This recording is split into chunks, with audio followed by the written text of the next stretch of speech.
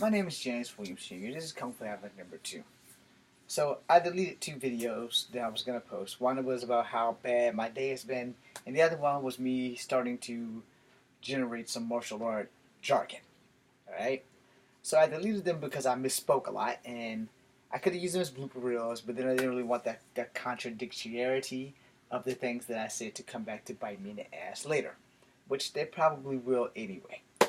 So what I was trying to say in the other videos, besides about how bad this day has been, and of course it's been bad since I deleted 2 videos just now,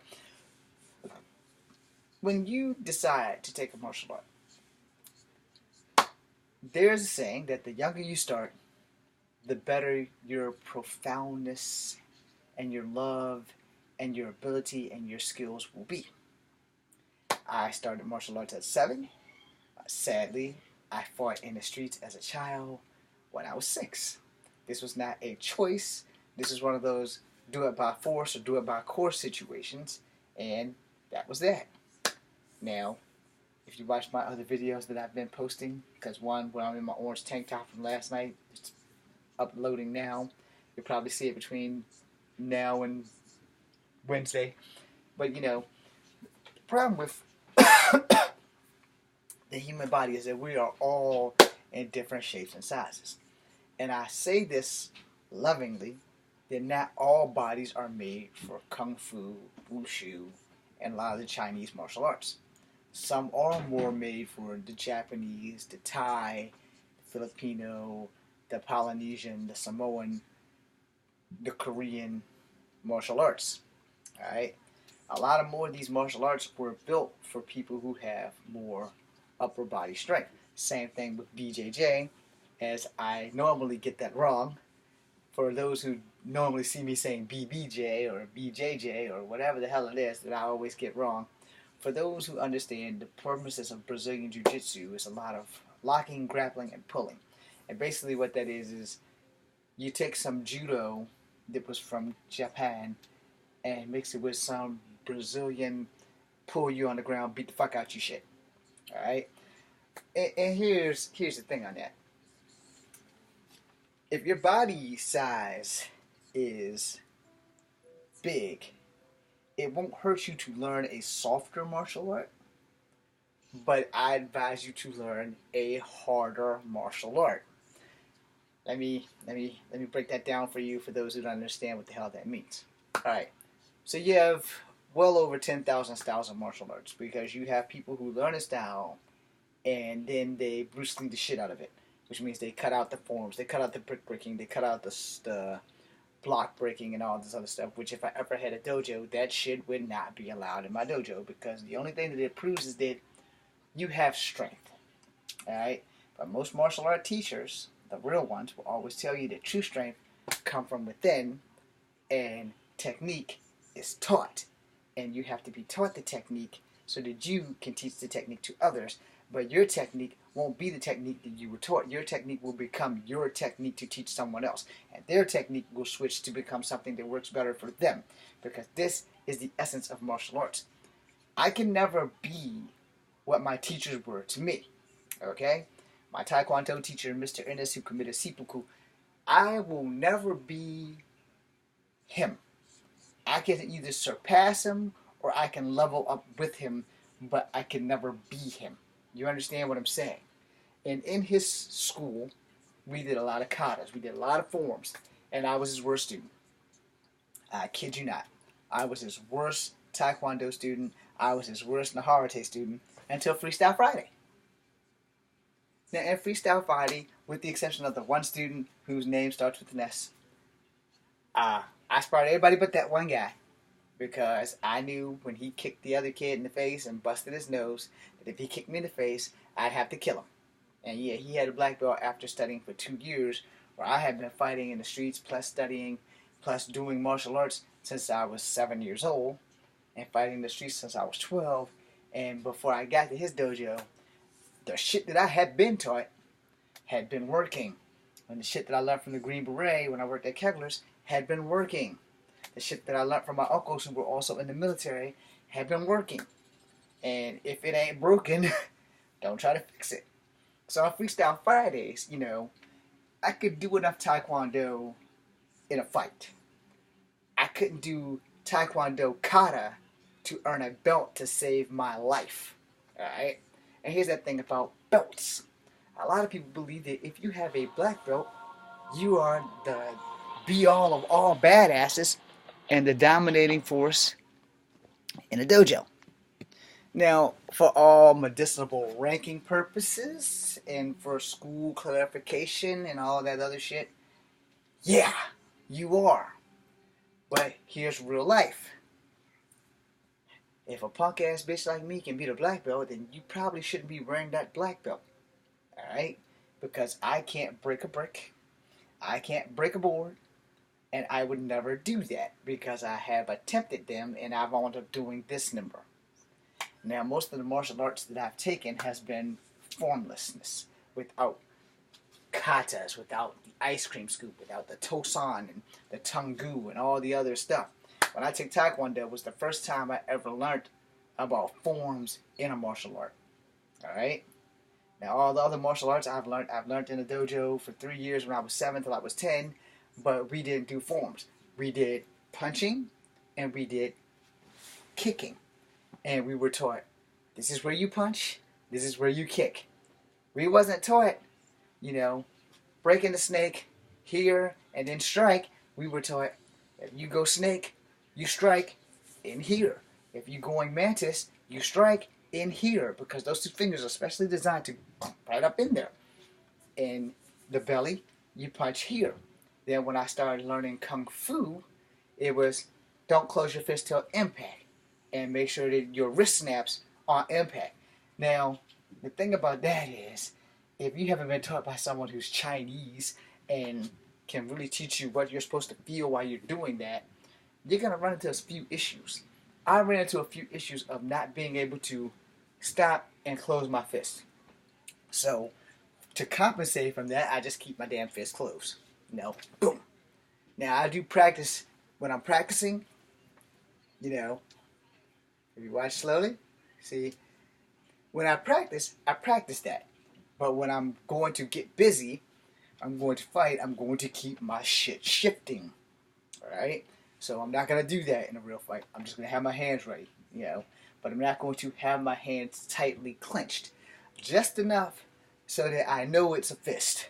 Now, as for brick breaking and board breaking, when I was taught, I wasn't taught that even had a purpose outside of, I believe it's more of an American thing to slow you down, to make sure you don't get overzealous, to make sure you don't exceed your teacher's training, and so that they can exceed your wallet. Alright? Now, as a martial artist, I will tell you first and foremost, I am not a registered martial artist. I am not a registered black belt, but I've beaten the living hell out of some of them. And that's just sparring. If you are a black belt, I shouldn't be able to beat you in a sparring match. Period. However, I will tell you the one thing that most teachers and most dojos do not tell you, that two things that are important. If you've been from the school of hard knocks, you're going to be a great fighter. Second, if you underestimate your opponent or overestimate yourself, you're fixing to get a reality check. And it's a check you don't want to cash. A lot of black belts hold high regards that they have that belt. I got this belt, so my confidence level is way up here. But I'm one of those guys who will show you some shit that they don't teach you in the dojo. And you will be like, well, they didn't show me that because they didn't know it. It's just that simple. If a teacher can't show you something, or if they can't explain something to you, it's not that they don't have the skills, it's just that they don't know it. And a lot of people aren't honest in this world, and they won't know how to express the fact that they don't know something. But if you don't know it, you don't know it. There's no crime in not knowing it. So most of the black belts that I aspired, I'd pull some Captain America shit. I'd run up the wall, throw a punch. They'd be like, what?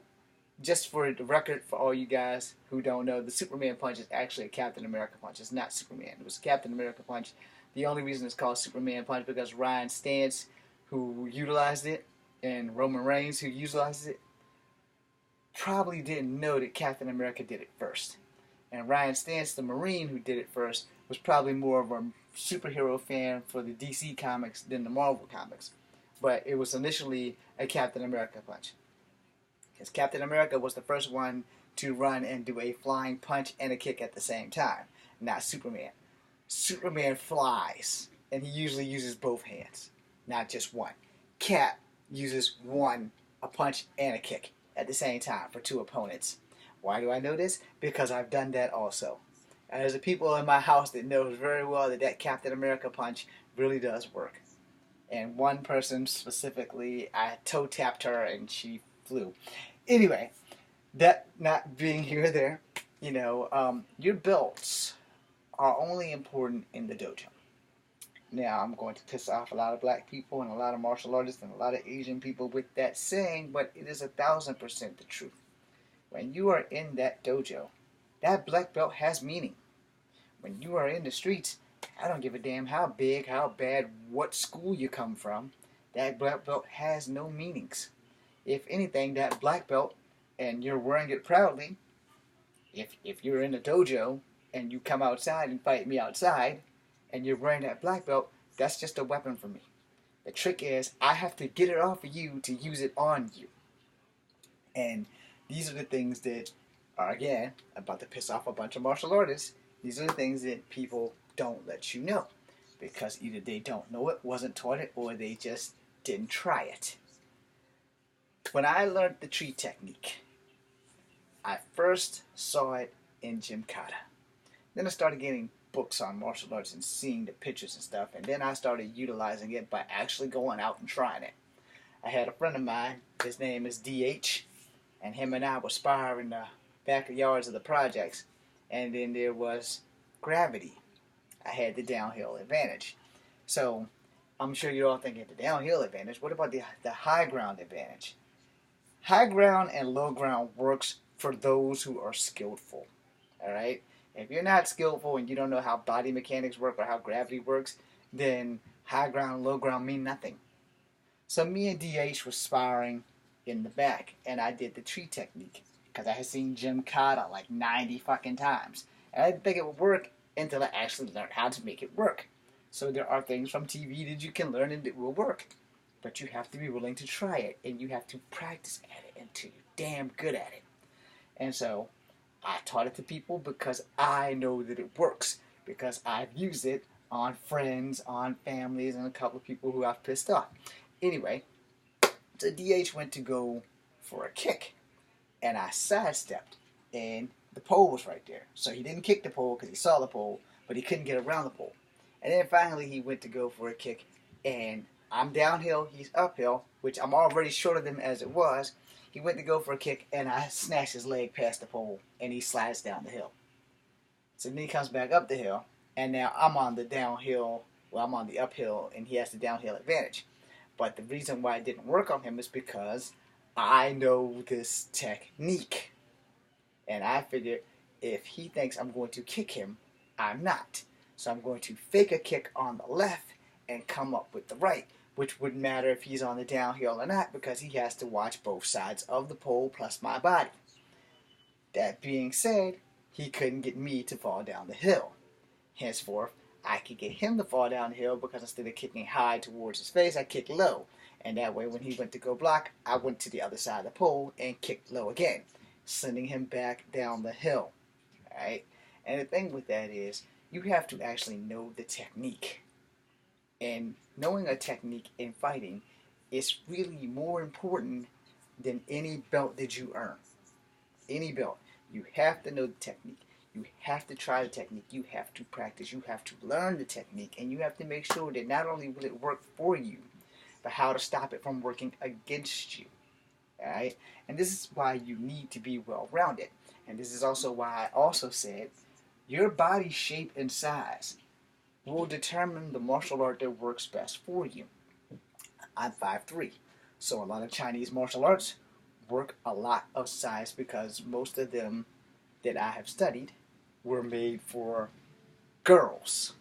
And since I'm not as tall as the average girl, or at least not the average American girl, I'm damn sure not as tall as the average Chinese or Korean girl. I'm actually as tall as the average Vietnamese girl.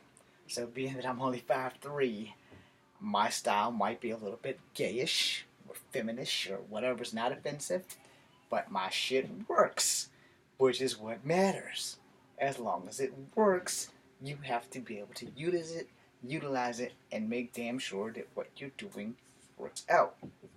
Now, in the video about body sizes and which martial arts, you'll understand that I'm not telling you to not learn a certain martial art because of your size, but that you should reconsider what you're going to learn.